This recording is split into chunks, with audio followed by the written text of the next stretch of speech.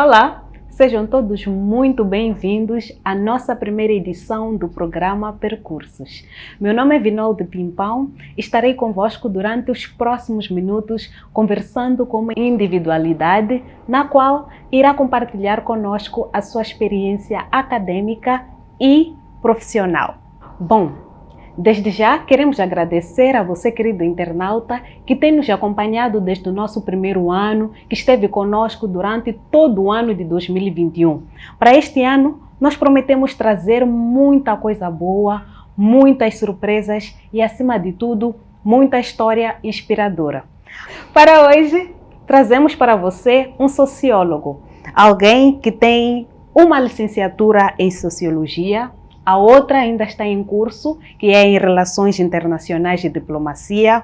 É mestre pela Universidade Federal Fluminense e também é doutor em Ambiente e Sociedade pela Universidade Estadual em Campinas. Falo-vos do professor Giveraz Alves de Amaral. Olá, professor, como está?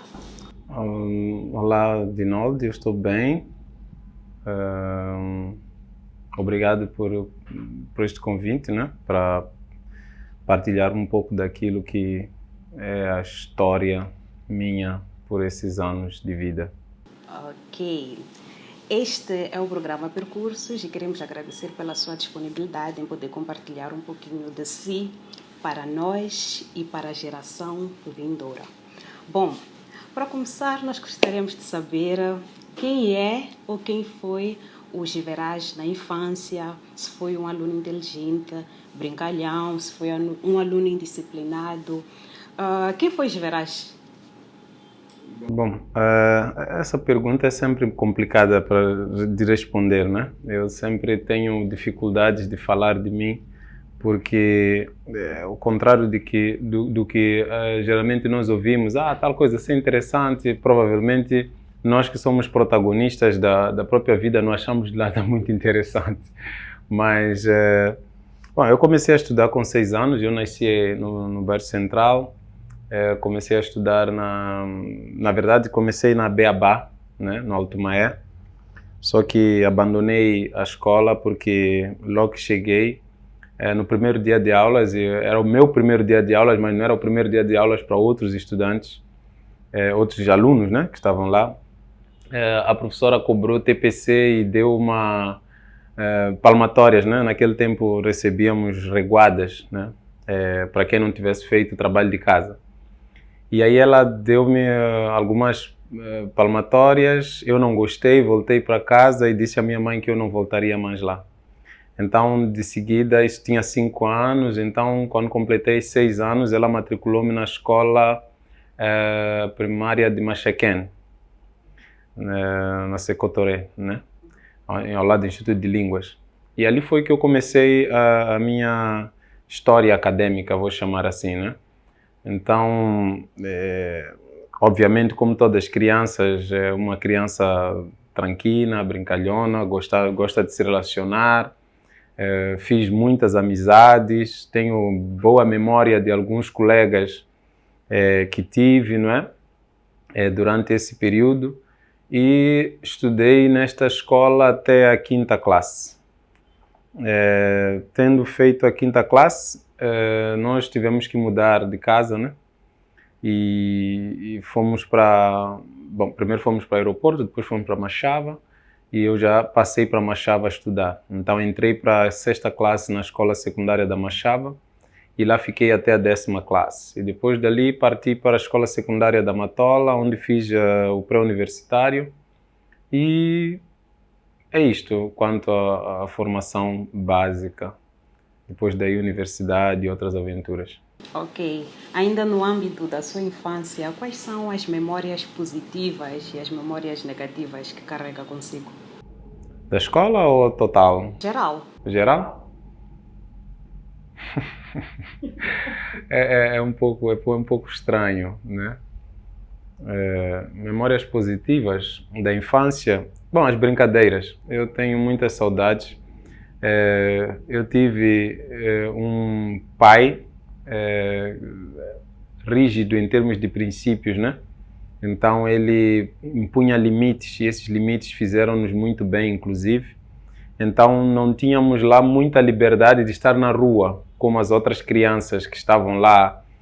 Tinham liberdade para todo tipo de brincadeiras e não sei quantos, até às vezes para nós 16, 17 já eram altas horas, né?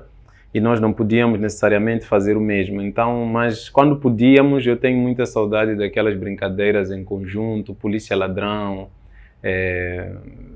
zoto, essas coisas todas. Isso é a parte boa. Também os passeios com a família eram muito bons.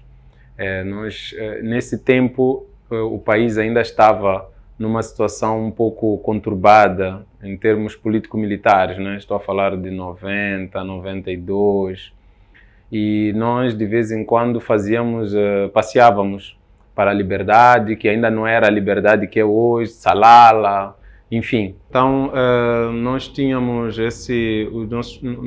nossos pais tinham o hábito de então levar-nos quando eles iam a festas, né? E também aquelas brincadeiras lá por esses bairros animava, porque nós saíamos daquilo que era a cidade, né? Ronil, não sei quantos, e íamos lá para a Liberdade, para Salala, e lá nós tínhamos mais, víamos aquela liberdade toda, aquele espaço, brincar guerra de canhu, apanhar caju e castanha de caju.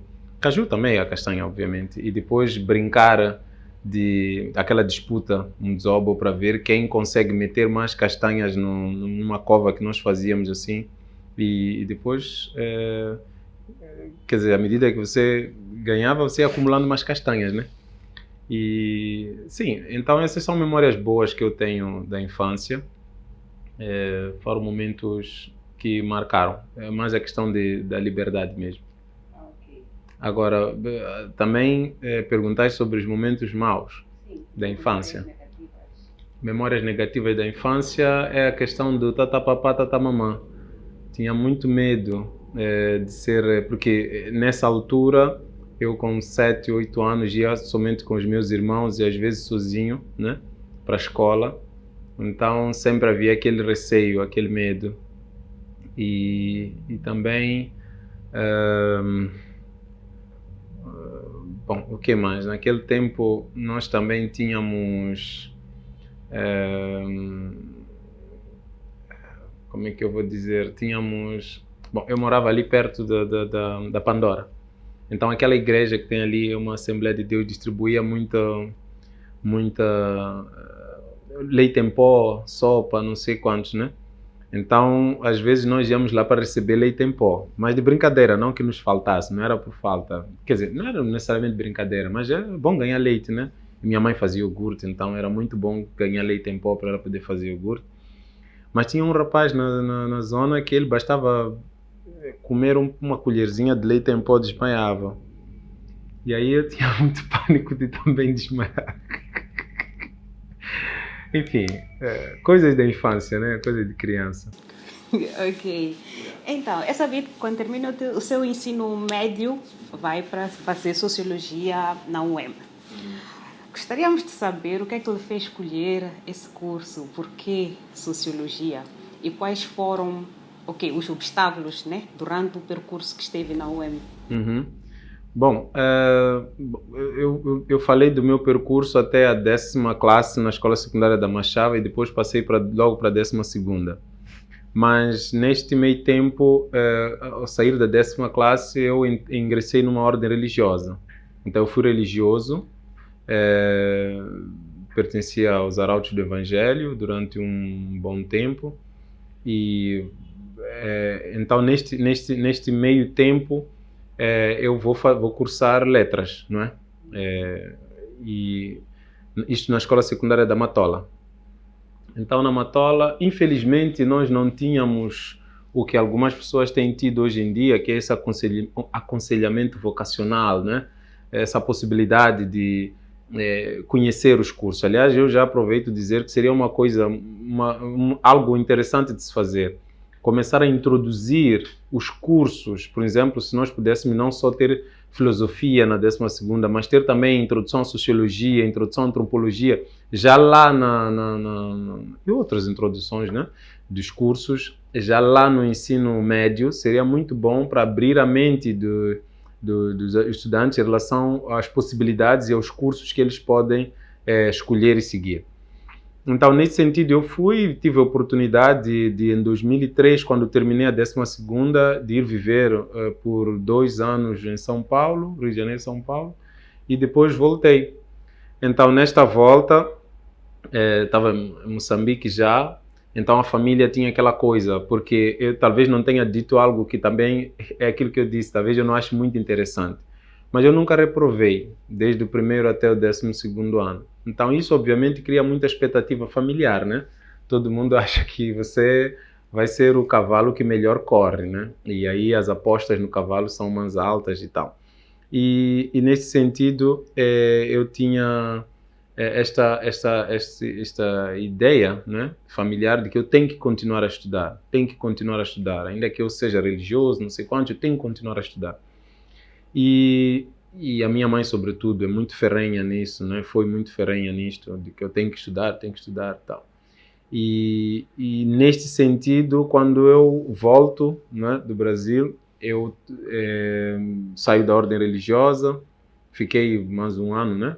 Saio da ordem religiosa e vou fazer o concurso para o UEM. Na verdade, eu queria cursar Relações Internacionais, só que não sabia exatamente, né? Onde é que eu pudesse cursar Relações Internacionais. Eu não sabia que existia o IJRE. E, ao mesmo tempo, queria fazer o UEM, porque o UEM era tida como uma universidade de excelência e que quem não fizesse o UEM naquele tempo é como se não tivesse feito. Agora não interessa mais, não é? Não sei, mas pelo menos no meu tempo estar na UEM era algo de grande prestígio. Acredito que hoje ainda seja. E aí então eu queria estar na UEM, mas ao mesmo tempo eu queria cursar Relações Internacionais, mas a UEM não oferece Relações Internacionais. E o limite que eu tinha em termos de possibilidades de curso eram mínimas, né? São 4, né? Ou Administração, Economia, Ciência Política e Antropologia, né? Falei todas? Não, ainda tinha mais. Tinha Economia e Sociologia, obviamente. Então, bom, Administração eu não queria porque tinha aquela ideia de que, olha, é um curso que eu poderia fazer em outros espaços, assim, minimamente. Tá? Naquele tempo estavam a proliferar muitas instituições de monitor e companhia, né? E eles davam administração em 1 ano e meio, então eu não achava que fosse Ciência política, eu sempre tive aquela coisa de que não queria ser exatamente um político, por outras razões que aqui não interessa. E enfim, e aí fui fazendo economia, obviamente que eu não era um expert em matemática, eu achava que tinha muita matemática, também não queria. Antropologia, eu achava que o nome em si não era muito bonito, antropologia. E eu escolhi Sociologia, por incrível que pareça, por ser um nome bonito. Eu acho Sociologia muito chique, muito sexy. Então eu vi e gostei, de verdade, gostei, e eu disse, olha, ok, eu vou fazer Sociologia. E não queria fazer Direito também. Então fiquei mesmo na Sociologia, sem exatamente saber o que era a Sociologia. É isso. Só que, então perguntaste o que me marcou. Aí eu ingressei para a Sociologia e eu me descobri na Sociologia. Não faria um curso diferente, não abro mão das relações internacionais. E aí eu tive colegas de todas as partes do país. E a Sociologia era cada vez mais envolvente em termos de conceitos. Então, assim, até dá aquela ideia de que eu acho que todo mundo deveria fazer Sociologia, deveria cursar Sociologia, porque dá um entendimento maior da dinâmica da própria sociedade, dos conflitos, das cooperações, abre a mente, tem uma veia muito forte em termos de entendimento da filosofia. Então, quer dizer, ela começou a tornar-me de alguma forma mais crítico em relação a muitos assuntos. E eu amei Sociologia. Hoje eu transformei-me e gosto de trabalhar nesta área e não me vejo necessariamente a formar-me em outra área, não abrindo mão das relações internacionais, que é a paixão, né? Mas é isso. Então, os professores marcaram muito, sobretudo. Eu tive muito bons professores. Tive professores de referência, né? O Aurélio Rocha. E, aliás, eu também tenho que ser fiel e dizer uma outra coisa. É que foi na sociologia que eu acabei descobrindo praticamente um mentor, né? Então, a figura de Severino Ngüenya, para mim, foi assim, a cereja do bolo do quadro de docentes bem qualificados que eu tive. Então, por esta abertura, foi muito bom. Acabei descobrindo mesmo uma veia e um trabalho lá. Então, marcou-me muito. Marcou-me muito. Tem muita coisa, eu não sei exatamente explicar, porque deve perceber também, eu gosto muito de conviver. Então, nós tínhamos festas incríveis. O que eu lamento muito é que muita gente faz universidade, e universidade parece exatamente quase que um castigo. Mas aquela turma particular minha, fazia não eram todos, não podem ser todos, né? Mas eles faziam, inclusive até hoje, já são mais de, quase 20 anos, né? E ainda nós continuamos assim, num grupo de WhatsApp, estamos lá, nos conhecemos. Quer dizer, essa vida, né? Aquela vida que surgiu dali, eu gostei muito. Os convívios eram muito bons. Então, lembro-me muito bem das festas, lembro-me muito bem dos nossos processos de elaboração de trabalhos, então encontrarmos em grupo, daquela dúvida, e daí? Depois de sairmos, o que vai dar? Né? Enfim. Pois bem, professor Amaral. Então, queridos internautas, convivam mais, façam mais festas, mas não se esqueçam de estudar. Não, na verdade, peraí. As festas não eram a maior parte da nossa vida. A nossa vida era acadêmica e nós depois tínhamos as festas que coroavam. Senão vão confundir daqui a nada, fazer mais festas do que estudam. Estudem mais, mas também vão às festas. Isso, façam festa. Façam da universidade uma festa. Exatamente. Então, para você que acabou de se ligar agora, este é o programa Percurso. Estamos aqui a conversar com o professor Giverage Amaral, que está a contar-nos até então a sua experiência acadêmica. Pode ligar-se a nós a partir do Facebook ou do YouTube. Continuando, depois das festas que teve na UEM, consta que também, depois da sua licenciatura em Sociologia, foi fazer o mestrado e o doutoramento em Brasil. Como é que surgiu essa oportunidade? Bom, eu já tinha esta ligação, conforme eu disse, né? Já tinha estado lá. Eu voltei para cá em 2005, entrei para o UEM em dezembro de 2006, comecei a cursar em 2007. Então eu comecei a cursar a universidade relativamente tarde em relação a muitos colegas que eu tinha. Para ter ideia, eu não sei se pode falar nomes, não pode falar nomes, não sei. Mas para ter ideia, a pessoa mais nova da turma, se a memória não me atraiçoa, era a Yarina Martins, né? E ela estava a sair dos 17 aos 18 anos. E eu já estava a sair praticamente dos meus 22 aos 23, uma coisa assim. E já estava meio atrasado, né? Para aquilo que era a média de idade. Claro que tinham outras pessoas mais velhas, mas a média da idade ali, eu ficava mais para lá do que para... Então, neste sentido, a minha experiência de viagens, não é, daquela vida religiosa, abria minha mente de uma tal forma que acabava por muitas das coisas que começavam a se ensinar lá, para mim já não serem tão novidades, não é? Ou pelo menos eu relacionava com muito mais facilidade as coisas. Então, neste sentido, no quarto ano eu entrei para trabalhar para uma instituição irlandesa e lá também tive a oportunidade de ver, porque veja, nós temos a sorte de aprender muitos conceitos na universidade, mas não temos a mesma sorte de aprender a prática, porque os conceitos eles são feitos de realidade, não é? Agora, eu tive a oportunidade de, estando nessa ONG, operacionalizar e ver operacionalizados muitos dos conceitos. Então, aquilo trouxe-me uma carga muito forte. Quer dizer, isto foi me fazendo, não é? Então, foi um desafio, ao mesmo tempo, estar a estudar. Eu lembro que, nessa altura, para ter ideia, eu estava a cursar 2 universidades ao mesmo tempo e a trabalhar em 2 empresas de estudos ao mesmo tempo. Quer dizer, aquilo era uma loucura, era uma correria. Mas, enfim, tínhamos que pegar todas as oportunidades, né? Nós queríamos fazer tudo. E, nesse sentido, foi que, quando ia defender 2011, não é?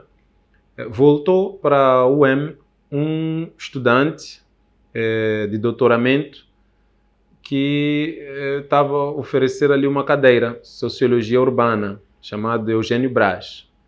E Eugênio Braz foi ou estava a ser orientado por uma pessoa extremamente importante no meu percurso, eu digo, que é o Brasilmar Ferreira, já falecido.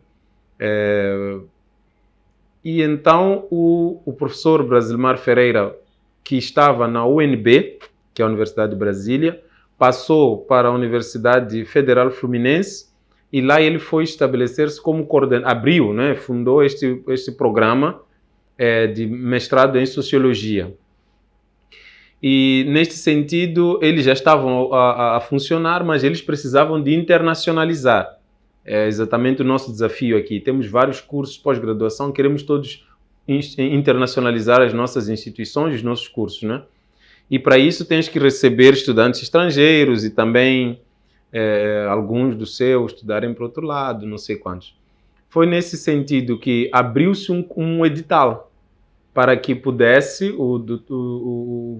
quer dizer, estudantes, né, do CPLP concorrerem por causa deste convênio que existia entre o governo Lula, né, e os países africanos ou países de língua portuguesa. Enfim, é todo um cenário montado para dar certo, né? É estranho. Mas, enfim, o Dr. Braz acabava de chegar. Ele, então, comentou, na época, o Dr. Baltazar Muyanga era como chama, o chefe do curso, não é?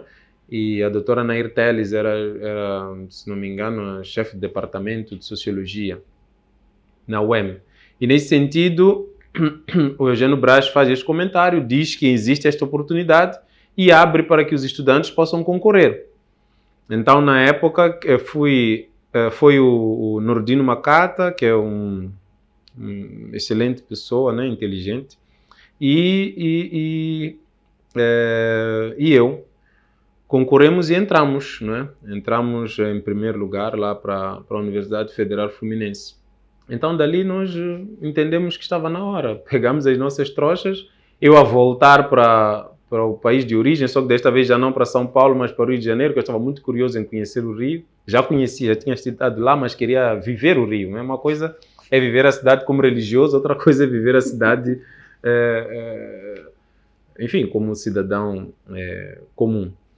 E nesse sentido foi que eu tive então esta volta para o Brasil. Então todas essas pessoas estiveram de alguma forma envolvidas nesse enredo. Por isso que eu mencionei tantos nomes, porque fazem parte mesmo desta caminhada até lá. Então tive conhecimento da oportunidade por aí. E a partir daí eu aprendi como fazer as coisas sozinho. Então muitas vezes param e dizem, não, foi uma indicação. Eu vejo muitos jovens à espera, isto eu acho que eu tenho que dizer, muitos jovens à espera das oportunidades que serão criadas pelo governo, que um dia vai aparecer aquele tio que vai carregar e vai dizer, vai. Mas nós, na verdade, às vezes não sabemos de onde vem a oportunidade, mas temos que estar prontos. Para ter ideia, o projeto que eu tive que ir fazer para desenvolver como minha proposta, porque diferentemente de muitas instituições aqui em Moçambique, fora do país, para você poder aceder a um programa de mestrado ou doutoramento, você tem que apresentar uma proposta de pesquisa, primeiro. E depois é que você é admitido ou não em função da sua proposta. Estamos a caminhar para isso, chegaremos em breve, né?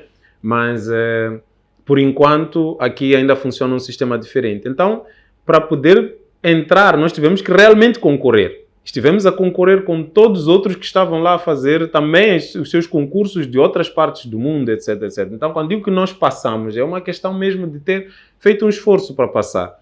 E particularmente, isso foi assim, tive que desenhar o meu projeto em 24 horas. Não havia tempo, já estava mesmo em cima da hora, percebe? Então, essa ideia de sacrificar certas coisas para ganhar outras é algo que é muito importante e que eu acho que tem que fazer menção já que disse que a ideia era mesmo dar esta inspiração, né? Sei lá se vai inspirar, mas enfim, a ideia é essa. Ok, deu para perceber que passou muito tempo fora, né? Então, como é que foi essa experiência em estar distante da sua família, dos seus amigos de cá, do seu habitat? Como é que Bom, foi? eu já não tinha aqui como meu habitat, né? Conforme eu disse, eu já estava meio espalhado. Assim, deixa-me explicar uma coisa sobre isto. Neste período em que eu estava, a organização a que eu pertencia estava espalhada já por 76 países.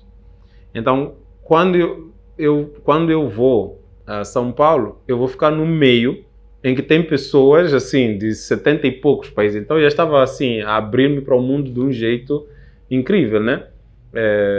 Essa é uma instituição brasileira, então deve imaginar como aqui nós já vivíamos numa numa mistura, num encontro cultural muito forte, né? Então, nesse sentido, sair de Moçambique já não era a novidade para mim, não é? Não era essa a novidade, mas o Brasil que eu fui encontrar foi outro. Se por um lado eu tinha aquele Brasil que era acolhedor pelos princípios da vida religiosa, agora eu estava no mundo, né? E no mundo eu fui encontrar algo que eu nunca esperei experimentar na vida. Nunca tinha tido ideia de passar por certas situações em Moçambique, que é particularmente a questão do racismo. Então isso é que foi um choque pesado. Claramente que é um choque que acaba por, entre outras coisas, ficar um pouco diluído pelo acolhimento, porque eu não estou a dizer que é só racismo, coisa má, não, é muito bom. E o racismo, infelizmente, acaba sendo uma mancha naquilo que é a sociedade brasileira no seu todo. Mas foi o choque que eu tive, não é? Nunca tinha experimentado aquilo, por exemplo, de você estar a andar num passeio, não é? E alguém, outra pessoa com traços caucasianos estar também à frente de si e ter que atravessar a estrada porque quem vem é um negroide. Quer dizer, essas coisas eram muito pesadas. E nós chegamos ainda no Brasil num processo de transição. Então, num refeitório feito, por exemplo, para 400 estudantes, né? Nós algumas vezes íamos lá tomar refeições e éramos os únicos negros, assim. Quer dizer, isto por si acabava por chocar. Quer dizer, cadê os negros desse país, né? Eles estavam em todos os lugares, mesmo na universidade, porque quando você saía, eles estavam a servir as mesas, estavam como mendigos, estavam como... Então sempre você acabava por ficar numa situação de quase exceção. Depois eu, a partir desta abertura, desta visão, também comecei a ver certas coisas aqui, mas antes não tinha visto. Então, essa experiência. Agora, coisas boas também são incríveis. Já, por exemplo, a Universidade Federal Fluminense é super bem localizada, está na Baía de Guanabara. Então, aquela liberdade que eu via nos estudantes de poder estar num jardim, ler, a riqueza das bibliotecas, não é? Praticamente são poucas cidades propriamente ditas que não têm uma biblioteca, sabe?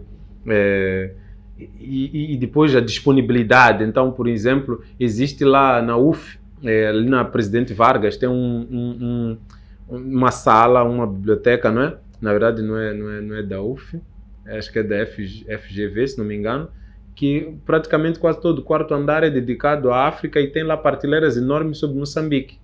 Então, uma coisa que depois ficou claro, que num comentário com algumas outras pessoas tinha saído, mas que para mim não estava claro, é que às vezes é muito mais fácil estudar e entender Moçambique a partir de fora do que de dentro, porque não temos a mesma quantidade ou o mesmo acesso às obras, à história, ao material científico produzido, como quando estamos fora. Estás a ver? Então, essas coisas todas foram se abrindo, né? Aos poucos, e nós fomos aprendendo a nadar neste mar de contradições que foi a nossa ida para lá. Tem muitas coisas para contar, mas eu vou parar assim neste aspecto, só para não alongar, porque acho que tens mais perguntas. Bom, puxando um bocadinho o professor Verás a Moçambique de novo, um dos maiores desafios dos jovens cá, logo após o término do ensino superior, é a procura do emprego. Né? Existem vários jovens licenciados que tiveram várias dificuldades para poder ter um emprego, tanto que os mais inteligentes ou mais espertos acabaram por empreender, né? O que é muito bom. Muitos deram-se muito bem, até por sinal. Melhor até que aqueles que terminaram e conseguiram ficar instalados em bancos ou em algumas instituições privadas. Como é que foi a sua experiência após o término da sua licenciatura cá em Moçambique? Ok. Bom, enfim, eu não sei se eu tive uma trajetória que se pode considerar normal. Não é? Não sei mesmo. Essa dificuldade de arranjar emprego tem... Eu fico meio estranho, porque nós temos aquela ideia da sorte, não é? E de fato a sorte, como também já é comumente sabido, né? É o encontro entre a oportunidade e o preparo. E voltar e conseguir foi um choque terrível.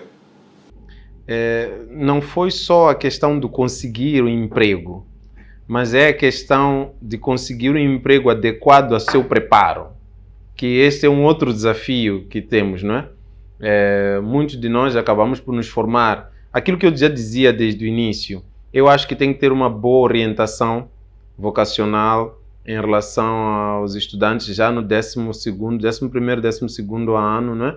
Até pode ser antes, para as pessoas já irem vendo com que espaços eles podem desenvolver as suas habilidades, não é isso? Eu não tive esta oportunidade e muitos como eu também não tiveram. Então nós estamos mais numa perspectiva da sobrevivência.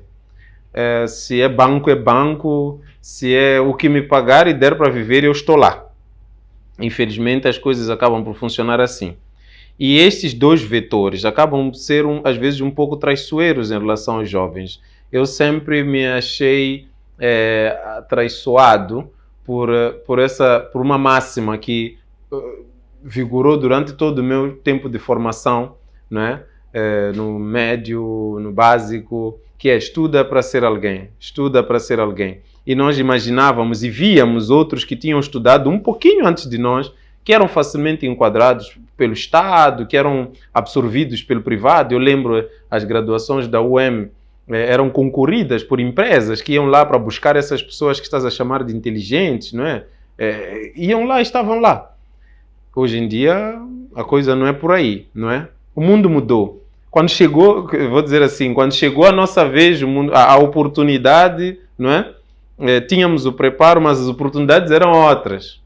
E aí então nós nos sentimos quase que abandonados. Isso que eu estou a dizer deve ter acontecido com muitos que talvez não conseguiram perceber ou perceberam e não tinham como expressar.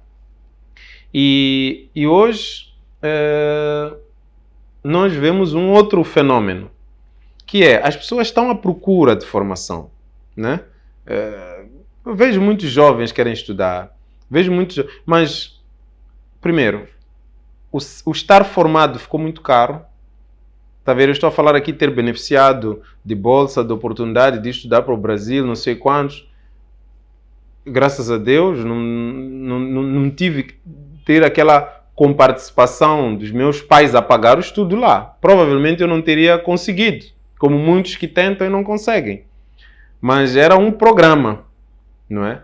Era um programa que tinha lá o financiamento. Então, este financiamento, os nossos jovens não conseguem. E a educação está muito cara. Quanto é que é fazer um mestrado em Moçambique? Quanto é que é fazer um doutoramento em Moçambique? Eu já me pus a fazer as contas. Eu não vou falar de valor porque fica coisa no privado, neste caso. E não é só no privado, mesmo no público. Quanto é que é um doutoramento? Ainda são coisas de luxo, não é? Uma licenciatura. Para fazer uma licenciatura, olhando para aquilo que é a realidade econômica de muitas famílias, não é? Como é que elas conseguem manter os seus filhos na escola? É complicado. Então, daí o preparo já está minado. As oportunidades vêm com exigências incríveis. Por exemplo, hoje eu estava a ver uma vaga de emprego que pedia 7 anos de experiência. E outras vagas que pedem 10 anos de experiência, 5, mesmo 3 anos de experiência pedem, não é? No entanto, os nossos cursos e as nossas escolas mal também conseguem oferecer estágios ou oportunidades reais de enquadramento. Então, tanto a oportunidade quanto o preparo estão minados. Então quer dizer que a sorte está minada, não é? O que vai ser sorte? A sorte começa a ser o nepotismo. Epá, tem um tio que conhece alguém, tem um amigo que é não sei quantos. Então as coisas começam a deixar de ser por essa ideia do sacrifício, do mérito, e começam a ser mais ligadas às redes em que você está envolvido. Então, são as redes que começam a determinar o que você pode ou não pode estar, ocupar e fazer. Eu já estou aqui a fazer um pequeno apelo às pessoas para constituírem redes consolidadas. Mas vai dizer, redes nepóticas, redes... Não é isso que eu estou a dizer. Mas dentro daquilo que é o seu talento, é importante estar a relacionar-se com pessoas que podem inspirar-te a alguma, não é? Quando tive a oportunidade de ir para Campinas, eu estive praticamente no meio das pessoas propriamente mais influentes. A minha orientadora é referência na América Latina em termos de estudos socioambientais. Eu ia comer queijos e vinhos com Steve Earle, que é, em termos de epistemologia, sociologia do conhecimento, é referência mundial. Então, tu encontrares essas pessoas. O Joly, que foi meu coordenador e professor, é referência mundial em termos de biodiversidade e companhia. Não vou falar de muitos outros que estão lá, o Pedro Paulo Funari e outros. Então, estar nesse meio, estar nessa rede, acaba fazendo com que você consiga desenvolver. Não digo estar lá por interesses materiais, mas intelectuais, estar envolvido, envolver-se, né? com verdade e com vontade, não é? Nessas temáticas. Bom, quanto à minha volta, eu volto do Brasil, terminei os meus estudos em 2018, né? E voltei por uma questão de infelicidade, não é? Meu pai faleceu no janeiro de 2018. E aí, bom, enfim, aquela coisa, né? Você é o filho que já estava há muito tempo nessa ida e vinda, então a desconexão e a atenção que já tinha ficado quase outros 7 anos a viver fora de casa. Desde os 14 anos, eu digo, praticamente eu era como é que posso dizer? Sim, não chega a ser turista, eu ia falar aquele cigano, né? Não tinha lugar fixo, não é isso? E aí eu achei que seria oportuno voltar e ficar um tempo com a família, né? Um pouco para garantir aquela estabilidade de estarmos juntos, né? E é o primeiro membro que que nós perdemos. Desculpa, já está muito viciado isso, né? Desculpa. Mas é o primeiro membro que nós perdemos, né? Sempre vivemos juntos ali e de repente alguém ia logo a peça, né? É o pai. Bom, e aí neste meio tempo, conforme eu disse, eu conheci o professor Severino na UEM e não precisa dizer que intelectualmente ele atraiu-me de forma arrebatadora. É uma pessoa, né, de inteligência e capacidades reconhecidas. E eu estava nisto, de tal forma que eu tinha convidado o professor também para julgar a minha tese. Então, ter uma tese, ele já foi meu orientador da graduação e eu tinha uma tese por ser julgada, né, para fazer parte do júri. E ele foi muito, como sempre, pontual naquilo que serão as correções, não sei quantos.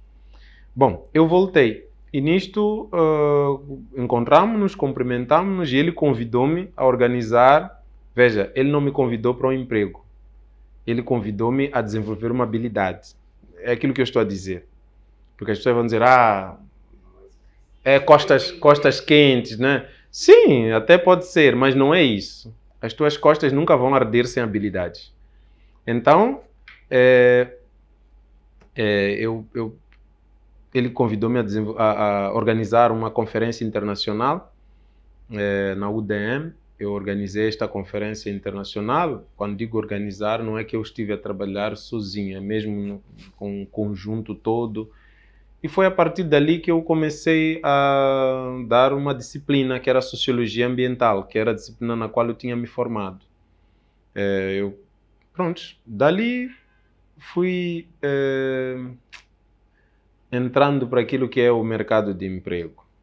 Então, há uma piada que diz assim, estamos cansados de pedir emprego, não é? Então, amanhã eu vou acordar, vou colocar minha roupa boa, vou entrar num lugar e começar a trabalhar. Parece brincadeira, mas é isso.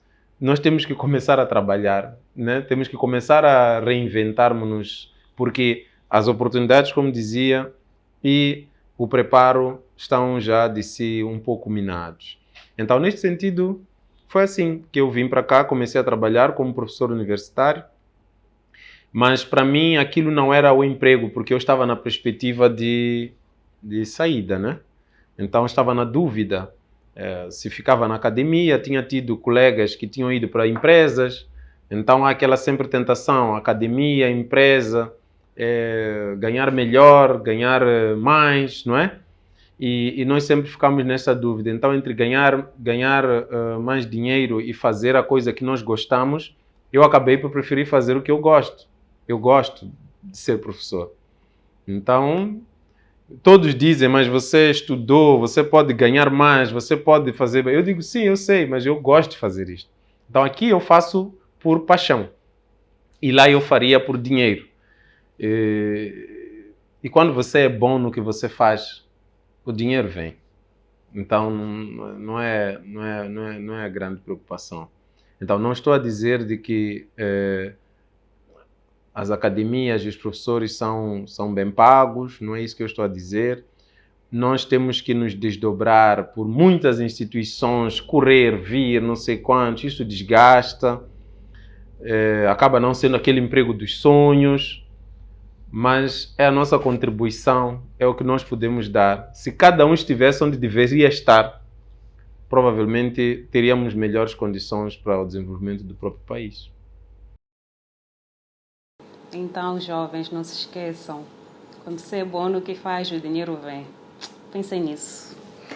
Bom, vamos fugir um bocadinho o lado profissional, o lado acadêmico, vamos invadir um bocadinho a sua privacidade, se nos permite.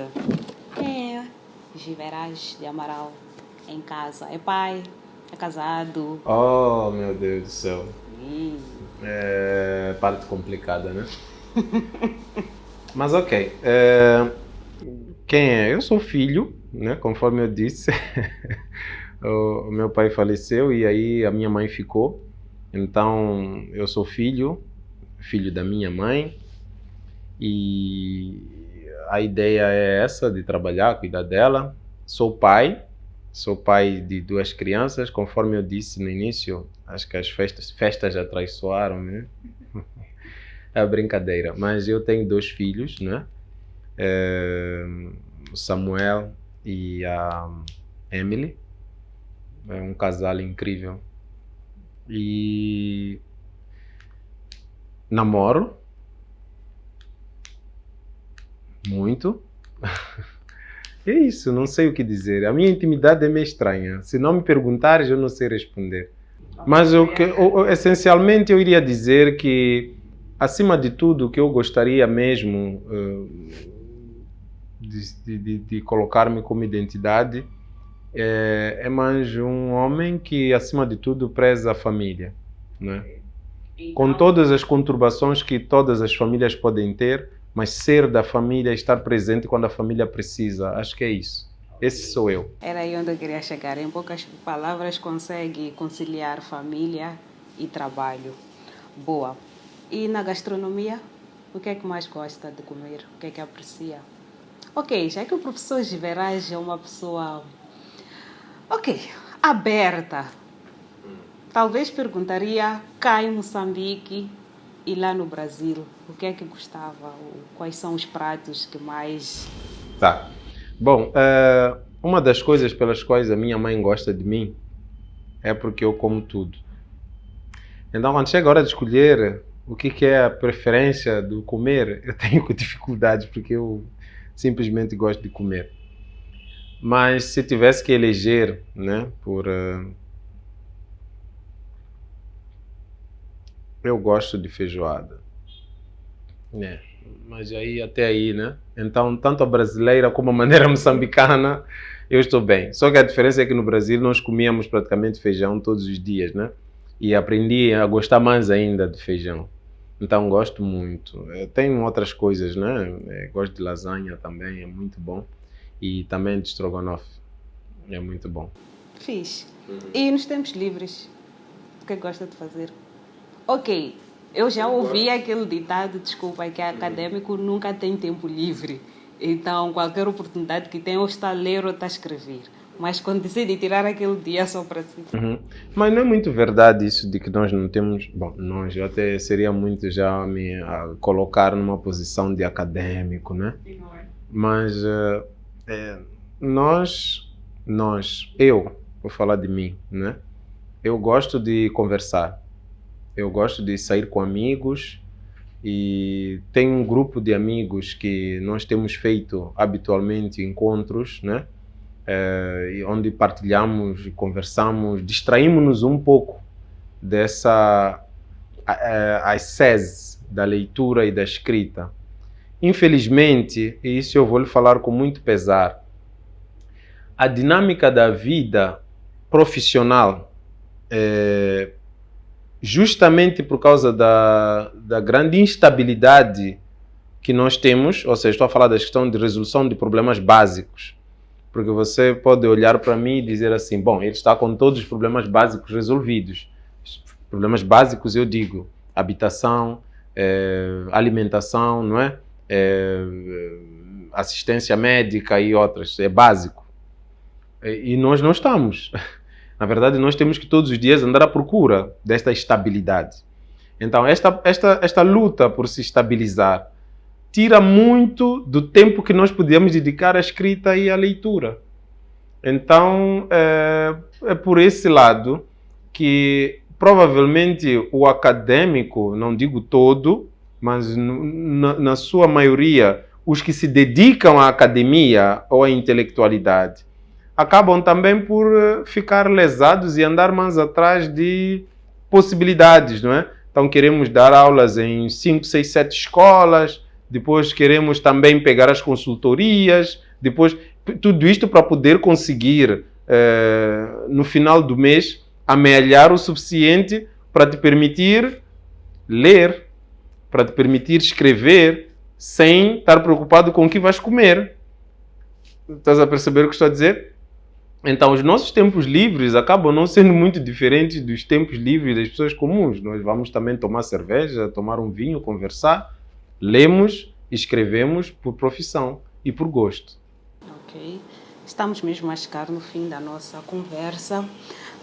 Mas antes, gostaríamos de saber, se fosse para recuar, o que haveria de trocar? Ou seja, o que é que fez que, se tivesse a oportunidade de poder fazer de novo, não faria? Há dias atrás eu estava a conversar com alguém e eu dizia justamente isso. Em todos os aspectos daquilo que foi a minha vida, eu fui radical. Quando fui religioso, eu fui religioso e muito radical. Quem me conheceu vai dizer, meu Deus, está a falar sério. E é sério.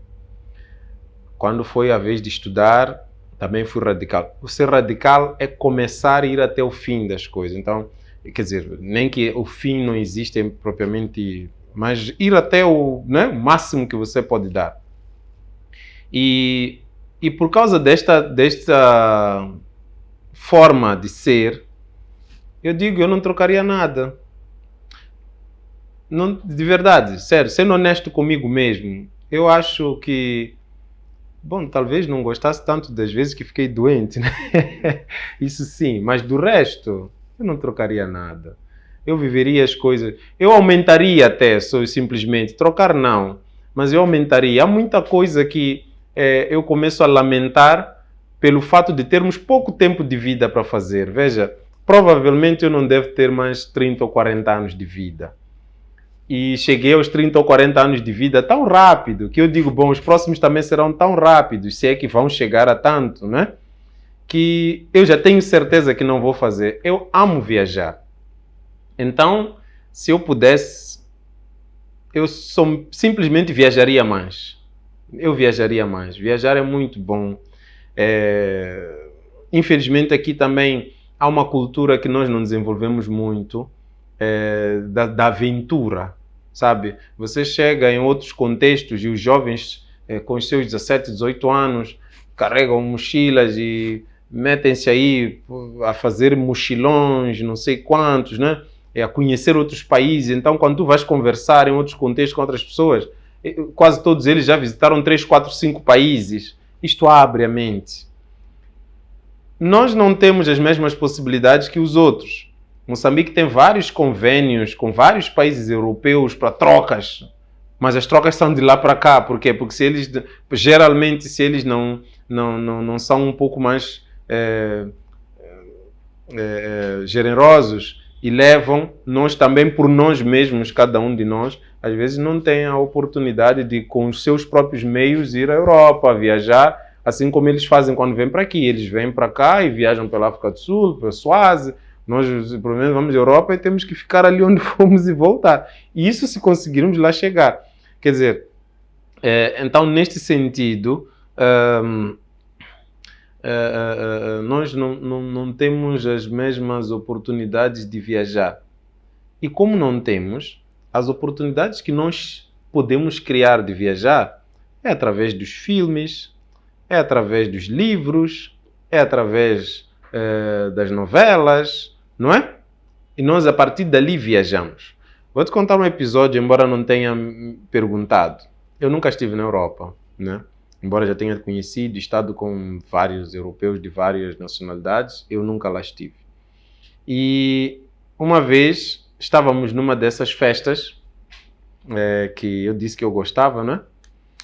E apareceu lá um conjunto de espanhóis. Pessoal, conversa vai, conversa vem. E os moçambicanos são muito bons nisso, em relacionar-se, né? E ali eles começaram a comentar alguma coisa da história da Espanha, não sei quantos. Então eu entrei na conversa com eles, aí comecei a falar da Reconquista, né? De Granada, das histórias da Espanha medieval, né? daquele espaço, da invasão dos mouros, etc, etc, com nomes e tudo, que eu tinha, obviamente, aprendi lendo e ouvindo na vida religiosa, Dom Pelaio, essas coisas todas. Em determinado momento eles pararam, olharam para mim e perguntaram: quanto tempo você viveu na Espanha? Eu disse: eu nunca lá pus os pés. Está a ver? Então há possibilidade de nós viajarmos sem nunca ter saído do lugar. Então, já que nós estamos nesta dificuldade de sair do lugar, vamos incrementar as outras formas de viajar. Conhecer pessoas.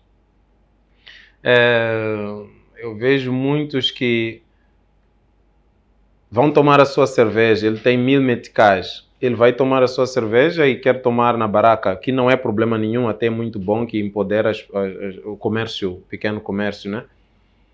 Mas existem lugares onde você pode encontrar pessoas de outras nacionalidades também para poder conversar. De vez em quando faz sentido ir lá. Isto abre a mente, não é? Já que não podemos ir lá, vamos potencializar as outras formas de viagem, não é? Aqui.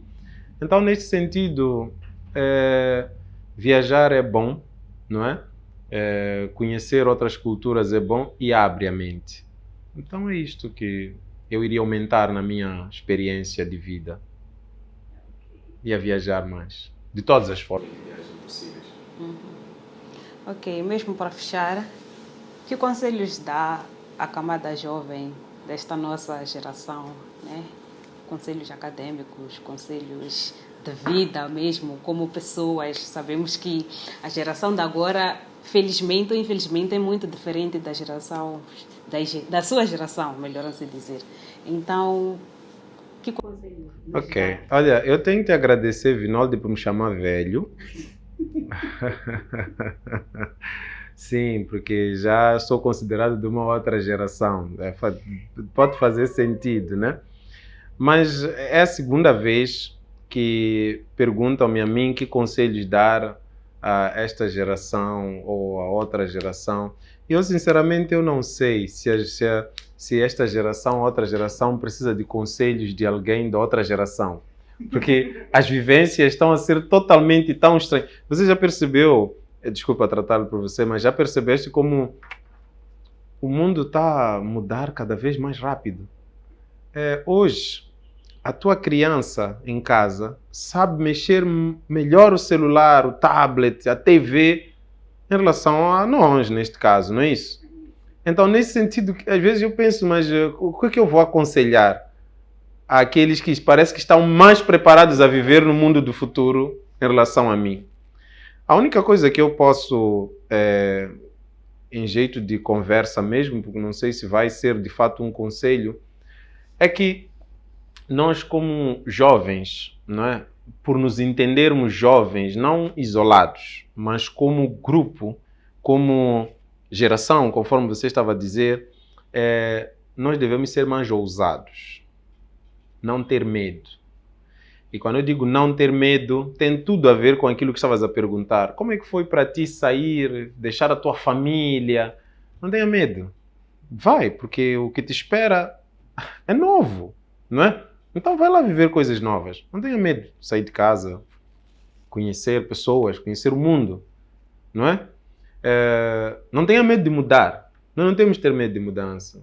Porque se mudar não vai dar certo. Que se mudar não vai dar certo? Se você está constantemente a mudar e está a dar certo. Até que finalmente você morre, né? Você sabe que a Vinaldi que entrou aqui, com as células que entrou, não é a mesma que ainda continua a conversar comigo. Então o mundo só se compreende e se faz na mudança. Então por que ter medo de mudar? Por que ter medo de arriscar? Então talvez a ousadia, e esta ousadia vai ser necessária, tanto para as gerações velhas, as minhas neste caso, né, como você disse, mas também é necessária para os jovens que estão a aprender a usar esta tecnologia que não produzem. Então, por isso entra a questão da ousadia. Nós podemos mudar este cenário. Em vez de sermos meros consumidores em mercado de tecnologia para as nossas crianças dominarem o que desconhecem como se produz, nós podemos ousar produzir, podemos mudar a forma de pensar, né? Mudar a forma de pensar das boladas e tal, para aderir à questão do sacrifício e do ganho não imediato, não é? É bom eu estar, por exemplo, enquadrado numa Total que vai dar-me 600 mil meticais mês. Então todo mundo quer estar na Total que vai dar 600 mil mês. Isso é bom, não é mau a pessoa ter essa vontade, esse desejo. Mas é bom a pessoa saber o que vai fazer feliz.